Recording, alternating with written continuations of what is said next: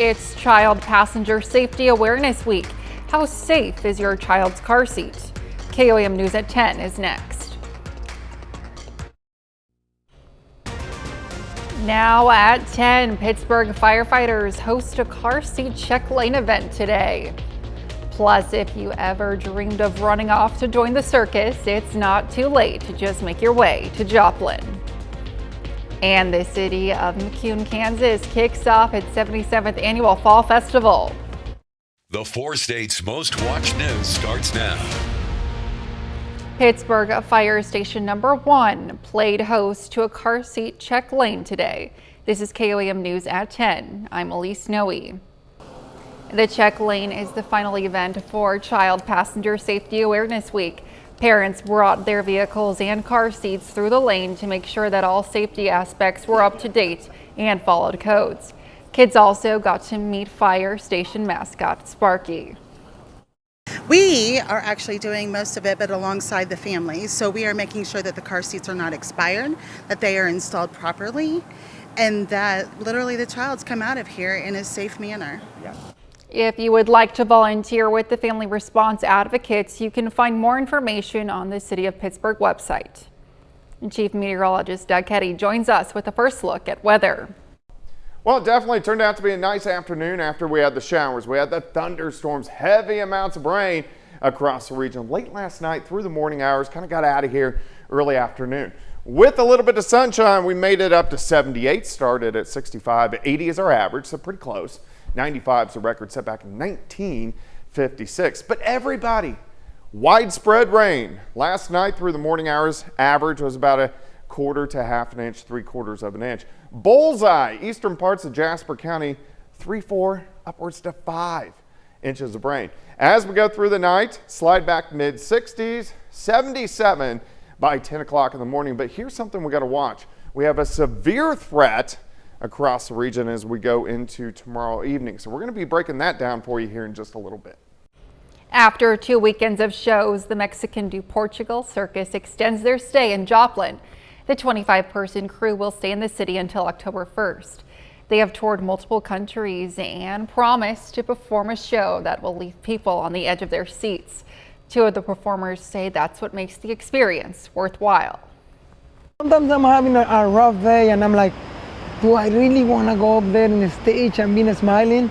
And I go up there and I see the people with their families or with their couples, the kids, the teenagers, and they are just expecting. And once I get a little reaction, I'm like, yeah, it's magical. It's to be able to travel to different cities and different countries, meet new people.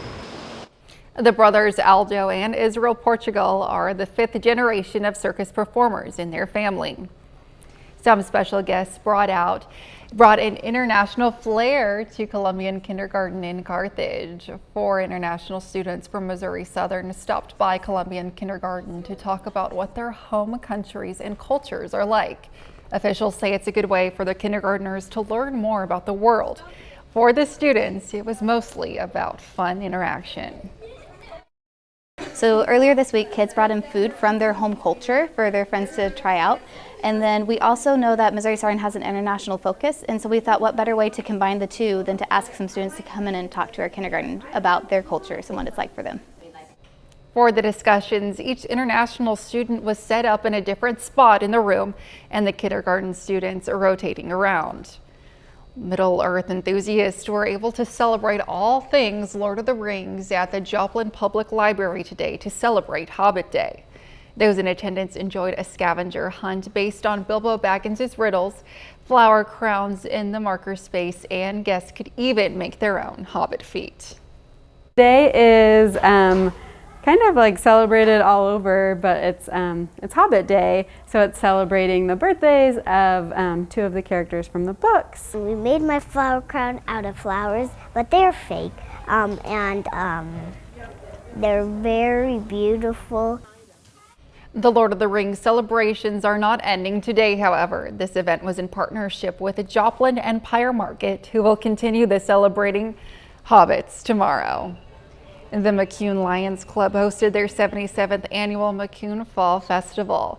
Folks enjoyed bluegrass music by the Grits and Grass Band and a cruise in-car show. There was also a bean feed where everyone in the community was welcome to bring their own containers to be filled with beans. And there was also some sweet treats, including homemade pies and ice cream. The McCune Lions Club has been hosting this event for 7 decades to help bring their community together. Well, the reason why we've been around for 77 years is that we are dedicated to serving the community of McCune and the surrounding area. We have all kinds of benefits for the citizens. We help them. We provide services to them when they can't get them any other way. The McCune Lions Club will keep the celebrations going starting tomorrow with the parade and then with their smoking hot barbecue cook-off. Later, the clock is ticking down to kick off for the latest edition of Friday Night Football. KOAM Sports Director John Dales joins us soon with all the details. But coming up first, striking auto workers expand the picket line against 2 major automakers. This as President Joe Biden plans his first trip to the Motor City to show his support for the union. A new study finds 2 common type 2 diabetes drugs may not be as effective on Black patients. Research published in the Journal of the Royal Society of Medicine found the drugs called SGLT2Is and GLP-1RAs have beneficial effects for white and Asian populations, but not Black populations. Researchers say more study is needed on the reasons for the disparity. The United Auto Workers Union expanded its strike against GM and Stellantis on Friday, but said it's making some progress in talks with Ford. And President Biden plans to meet with the striking workers in Detroit on Tuesday, while former President Donald Trump is going the next day. Michael George has the details. President Biden announced plans to join the picket line and stand in solidarity with striking auto workers next week. The president's show of support comes as the union is expanding its historic strike. The growing labor dispute now includes an additional 38 General Motors and Stellantis parts distribution centers across some 20 states. At 9 a.m., there was no hesitation. Everybody walked out. What do we want? Fair pay! About 5,600 workers joined the strike, which is focused on wages and benefits. What's hurt the consumers is the last 4 years, these companies have raised the price of vehicles 34%. Wasn't because of our wages, wasn't because our wages went backwards. Some 13% of the union's nearly 150,000 members are on the picket lines. GM and Stellantis say they continue to bargain in good faith. GM calling the decision to expand the strike unnecessary, while Stellantis, the parent of Chrysler, says it presented a very competitive offer but never received a response. They need to give us what we need to survive. Top tier management, their pay has multiplied 7 times. Detroit's automakers say they need to invest profits in the expensive transition to electric vehicles. Ford was spared from further strike action Friday after the union said it had made good progress in talks, including securing cost of living and job protections. Michael George, CBS News, New York. A little later, it's a big night for area football. John kicks off the latest edition of Friday Night Football in just a few minutes. Plus, Chief Meteorologist Doug Hetty returns with another look at your weekend forecast. Casino.com. Go places.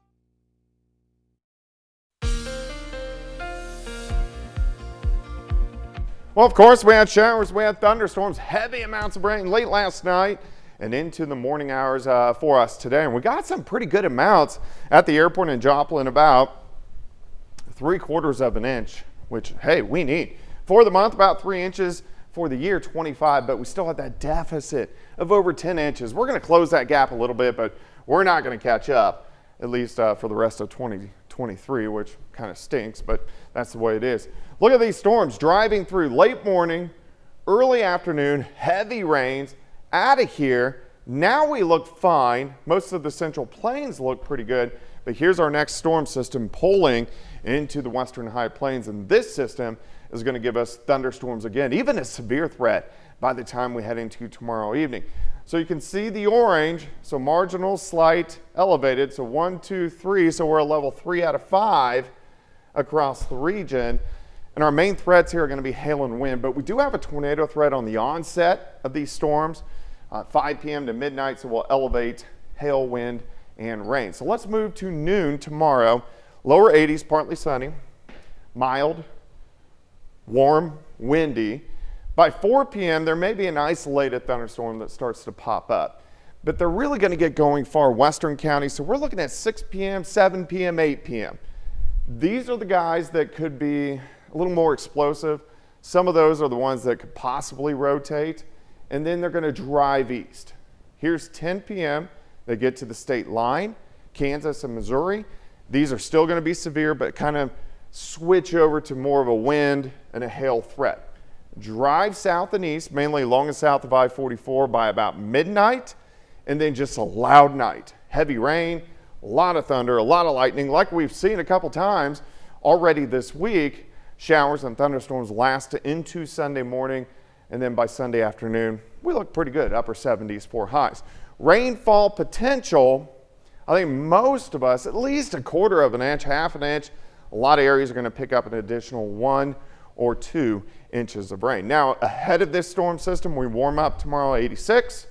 Cooler on Sunday, high temp, 79. But an alert day tomorrow. And this is due to that severe threat tomorrow evening. 79 on Sunday, 79 Monday. Drying out next week, but overall temperatures looking pretty good. Elise? Well, Doug and I are getting out of here so we can turn it over to John and Brock. Friday night football action starts right after the break. Your way at Johnson Floor and Home. You're watching 4 State Friday Night, proudly sponsored by GN Bank, Crawcan, Sticklin & Sticklin Law Firm, and Macco Builders. Hey, I'm KOAM Sports Director John Dales, and it's week 5 of 4 State's Friday Night. We've still got multiple matchups between undefeated teams. We start tonight with a battle for supremacy atop the Big 8. 4-0 Nevada has steamrolled its competition thus far. Tonight, the Tigers get their first real test against 4-0 Mount Vernon. Nevada's closest game so far, a 34-7 win over McDonald County last week. Mount Vernon looking for its first win over the Tigers since 2019. But they start things out with an interception on the first drive of the game. Pass picked off by Bryce Budd. Nevada marches straight down the field, and their drive capped off by this touchdown from Jack Cheney. More from him later. 7-0 Tigers. At that point, crowd fired up. It's 21-7 Nevada. When Mount Vernon needs to find a spark, it gets one. In Calvin Dawson, with the huge pickup down the sideline, shakes a couple of tacklers away. Mountaineers would score a touchdown later on that drive to get within 1 score. Right after Nevada gets the ball back, there's Cheney again, bowling over tacklers on a throwback screen, takes it 70 yards to the house, 28-14 Nevada. Very next drive, the offense is going back and forth. Mountaineers going right back to Dawson, this time for a touchdown, made it 28-21 right before the half, but Nevada ends up winning this one 55-34, the final score.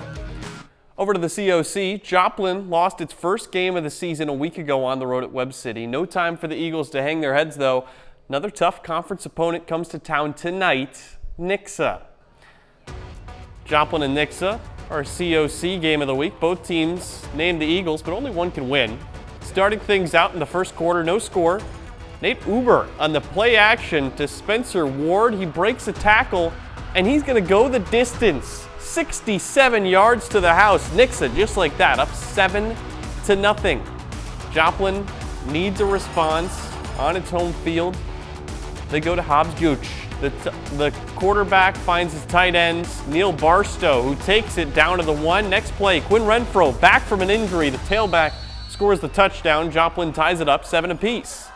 Next Nixa possession, Dylan Ribura takes the handoff, cuts through the Joplin defense and into the end zone. Nixa back on top, 14-7.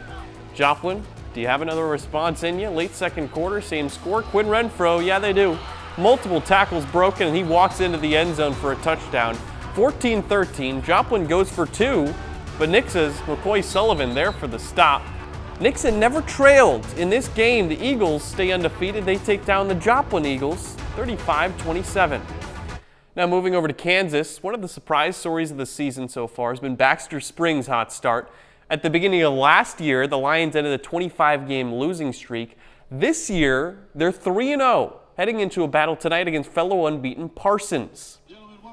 Homecoming night in Baxter, they're your king and queen, Peyton Gaines and Libby Qualls. Onto the game, Lions would receive the opening kickoff, but fumble the opening snap, and Parsons recovers with great field position. First play now, Jamarian Washington with the carry. Nice gain up the middle. Takes it to the Baxter 15-yard line. A few plays later, here's Washington again. Takes it to the outside into the end zone, untouched. Vikings up very early in this one. Baxter Springs, next possession. Peyton Gaines trying to go deep, looking for Jacob Grant, but it gets tipped away. That Viking D, which was so good last week against Iola, forces a punt. Vikings sticking with the run game. Here's Washington again. Nice sideline carry. Taking it inside the Lions 20. Fourth and down here. Jace Quirin on for the 24-yard field goal. Parsons up 10 early. They'd go on to roll to a 59-0 victory. Pittsburgh hosted Fort Scott for its homecoming day as well. Both teams putting up points in the first half, but Pittsburgh 20-8 lead at halftime. Fort Scott comes out swinging in the second half, starting with a 20-yard carry by Chase Heyer. Then Lennox Van is going to find Colton Rogers on the screen pass. That puts the Tigers inside the 20-yard line. Van then puts the ball over the top to find Dub Chipman in the end zone for the touchdown. Tigers are going to go for the 2-point conversion, get it. 20-16 at that point. Pittsburgh responds though. Pass over the top. Tucker Akins to Bo Pastor. Helps set up a touchdown run by Wyatt Rink. Pittsburgh goes on to win 32-22. Well, we got a break here on 4 States Friday night. Stick with us. We got highlights from Carthage against Neosho, Riverton against Fredonia, and a lot more up next. We're your neighbor. State Hero. Welcome back into 4 States Friday night. Another team that's turned its fortune around since last season is Riverton. Rams only had one win a year ago. Blew out Galena in week 1. Go for win 2 tonight.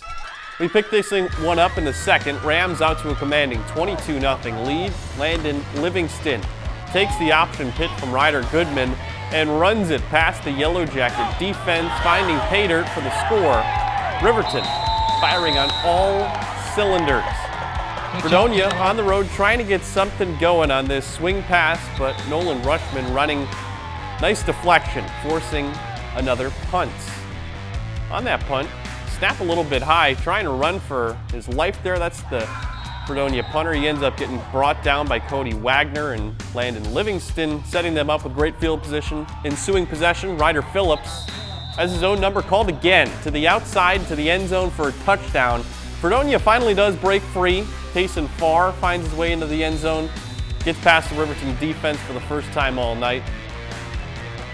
2-point conversion was no good. 38-6 Riverton at that point. Riverton scores on its next possession as well. Senior kicker Chloe Parker gets a chance to get in with a nice boot there. Rams cruise to a 57-6 win at home. Back to Missouri, matchup of two COC teams. Carthage started the year 0-3, and Tigers fans wondering what was going on. They righted the ship at home last week. Tonight, the Tigers are on the road at Neosho. In Neosho, Wildcats at home. Big day for Neosho quarterback Quentin Hughes. He gets over 5,000 passing yards in his career. First Neosho quarterback to do that. Carthage in the second half, though, kicking things off with a big return.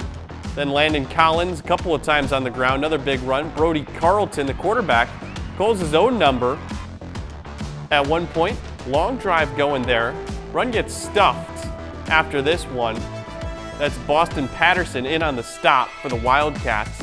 Another keeper for Carlton here. Gets the Tigers close to the goal line and then calls his own number again after falling forward there. Carlton into the end zone for the touchdown. Point after is good. Score ends up being 35-21. Carthage wins. And staying in the COC, biggest winners from last week, probably Webb City, who took down Joplin at home. Now, Cardinals trying not to let that make them complacent. Another home game this evening against Ozark. Webb City hosting the Ozark Tigers for their homecoming. Each of the last 5 games against each other. They've combined for more than 60 points. First drive, Cardinals on offense and marching. Jackson Lucas dumps it off to Noah Durman, who's shifty, finds his way into the end zone for a touchdown. Webb City up 7-0. Cardinals looking to widen their lead before the half. Braden McKee passes to Andrew Elwell, who takes it all the way in for the touchdown, extending that ball over the end zone.